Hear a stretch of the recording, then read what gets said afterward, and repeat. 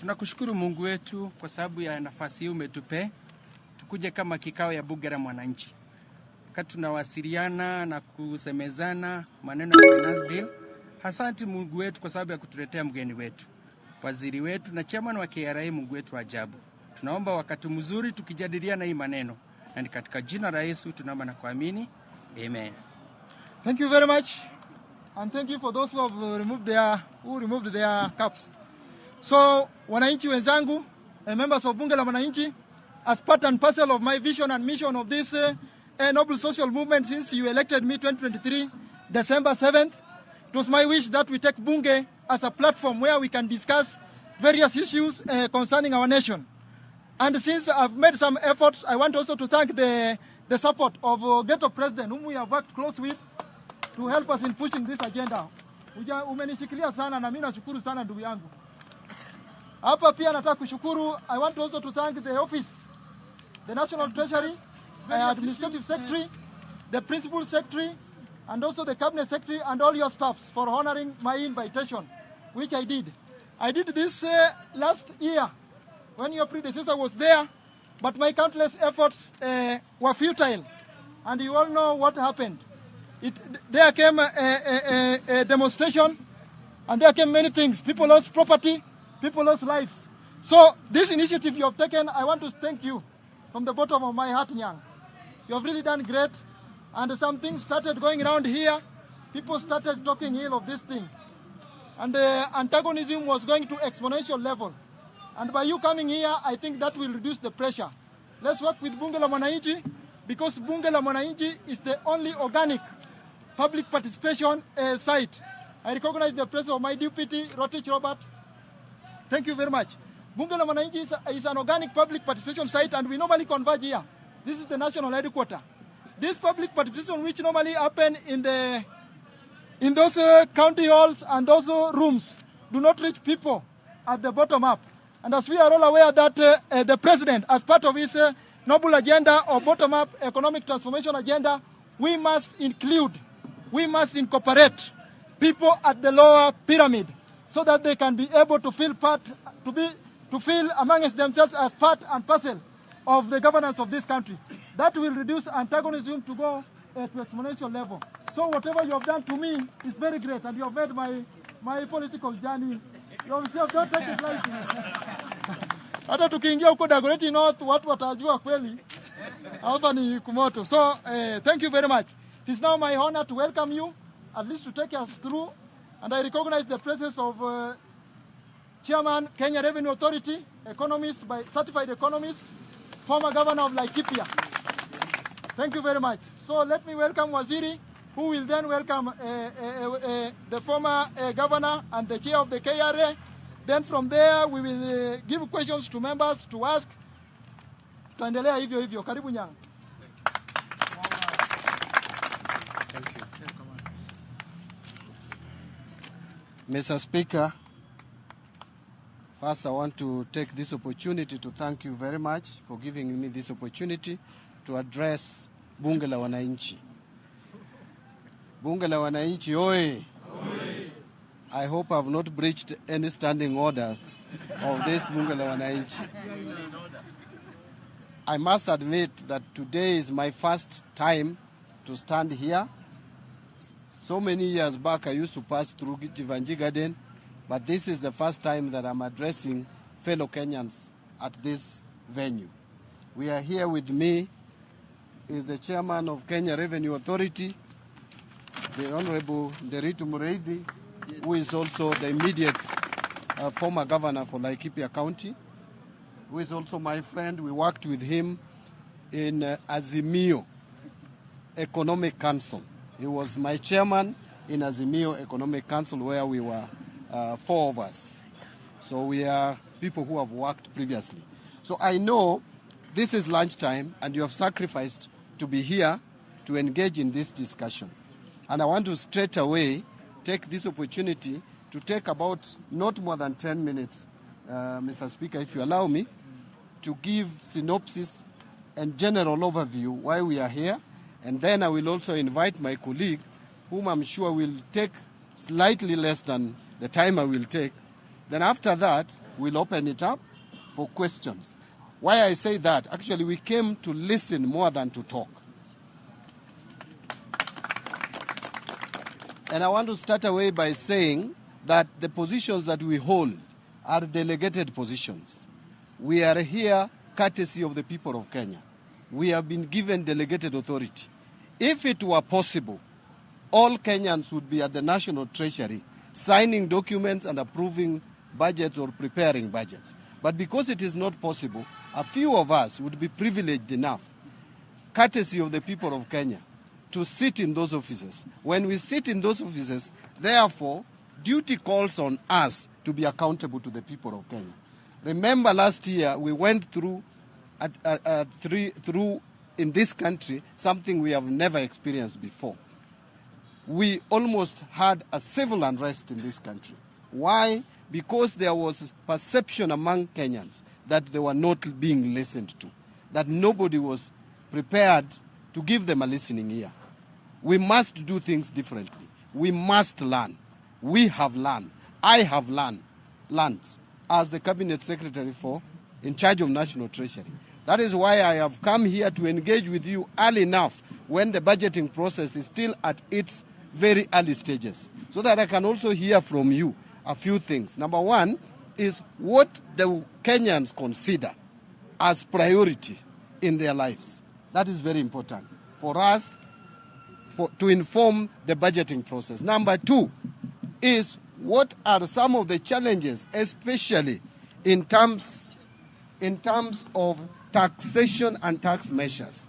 When you talk to Kenyans now, what is in the lips of everybody is that we are being overtaxed, and that the resources that we give the government, we don't see the value, that services are not being rendered. I want to engage you today to listen and hear from you. Apart from the challenges, apart from the problems, what do you believe would be the solutions to some of the challenges that we face as a country? Let me just take 2 or 3 minutes to break down a few things. When this government took over in 2022, there were a lot of challenges. One of them, and which is very critical, is the issue of public debt and debt servicing costs. This government took over at a time when budget deficit, as per the budget estimates of 2022-23, was 925 billion shillings, which is almost $1 trillion. Imagine an economy like Kenya borrowing a quarter of its budget every year to finance its activities. Number two, this government took over when already the government was showing signs of defaulting in paying Eurobond. I'm sure you are aware of this, which almost caused economic meltdown in this country. The shilling traded to 160 per dollar because of the signals that was sent to the economy that the government was going to default. And the window had been closed at that time. So that default, even though we avoided it, we must make sure, because going forward, some of you have heard me mention that Kenya, we will only have a breathing space between 2034 and 2048. Why do I say so? Because in 2027, there is going so many years back. Then, that is 2028. 2029 is 1.2. Then that is the deadline. The following year, 9 months later, we are paying another Eurobond, 1 billion, which was taken so many years back. Then, that is 2028. 2029 is 1.2. Then 2031, we have 1.5. And then 2034, we have another 1.2. So the only time that we don't have Eurobond to repay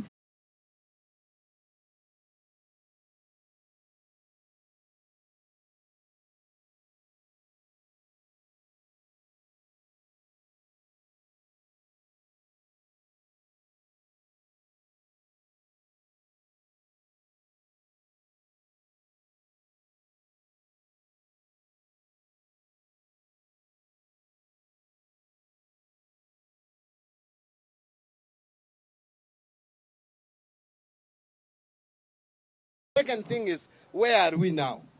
Are we doing okay? The answer is no. We are not doing okay, but we are better than yesterday. Why do I say we are better than yesterday? There is this rating that has come out from the Moody's. Some people think ni mushene. This is not mushene. This is factual. But how was this informed? The credit rating is all about the ability of a country to repay its debts. And that can only be assessed from certain parameters, from certain fundamentals. The key fundamental is inflation rate. Our inflation rate has showed signs of coming down. It was 9.6 in October 2022. The prices were increasing. That is what we call inflation. The prices were increasing at the rate of 9.6%. That has come down now to 3.3%. That has given a good indicator to the market. The second one, and I want to move very quickly. The second one is, how does government borrow? What is the rate of interest? Remember, just a few months ago when I took over office, we were borrowing at 15.6%. The government was borrowing through treasury bills, the 91-day treasury bill.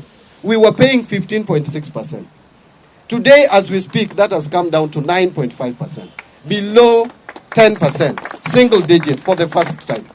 That has given good indicators that we can be able to borrow money cheaply to retire expensive loans. Because what we are doing with the domestic borrowing is we are borrowing to repay what we had. So if you are borrowing cheaply to repay an expensive loan, that is the only way you can get out of debt trap.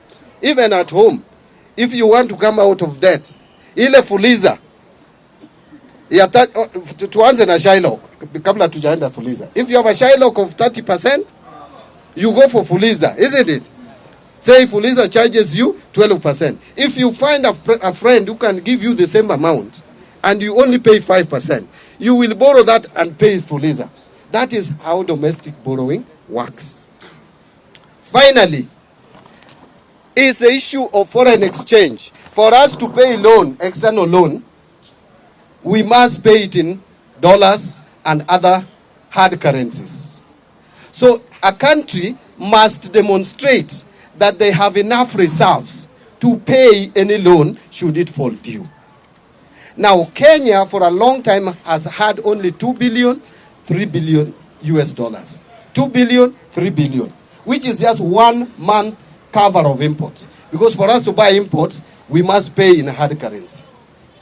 Right now, we have in the central bank reserves of 9.5 billion USD, which would cover our imports for 4 months, 4.9 months. That's almost 5 months.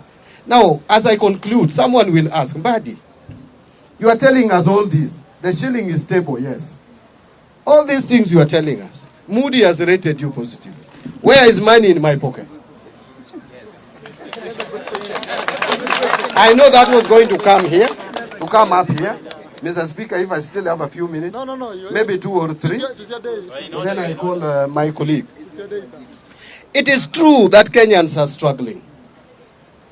It is true that economic times are difficult. Even though this government has done something positive in the area of agriculture by encouraging production. Today, we are producing 61 million bags of maize. That is what we produced in 2023, up from 30 million bags a year before. That is double. And we are projecting maize production to be at 74 million bags. That is what would satisfy the population of this country. But even with all that, Kenyans are still feeling they don't have money in their pockets. One of the reasons, there are 3 reasons that I will talk about, and what we are intending to deal with those 3 problems.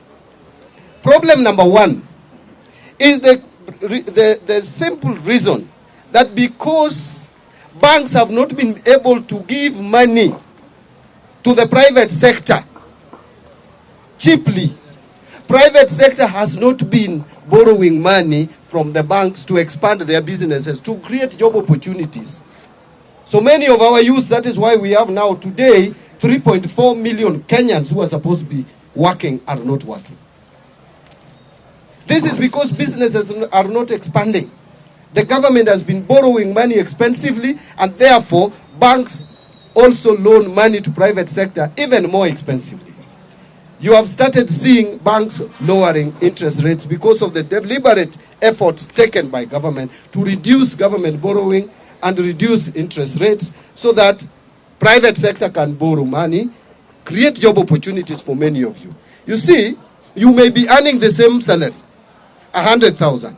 But if your sister is unemployed, your brother is unemployed, they will all depend on your 100 shilling. You will not see money in your pocket. The money may not have disappeared from your pocket. It's still there. It is still the same 100. But the mouth it is feeding is a lot. Therefore, we must make sure that we create space for employment for more people so that we have more income. Number 2 is the issue of salaries. We brought SHA, we brought housing levy. Is that not correct? It shrunk your pay slips. But there are efforts that we are making to make sure that you don't earn too low before the introduction of SHA and before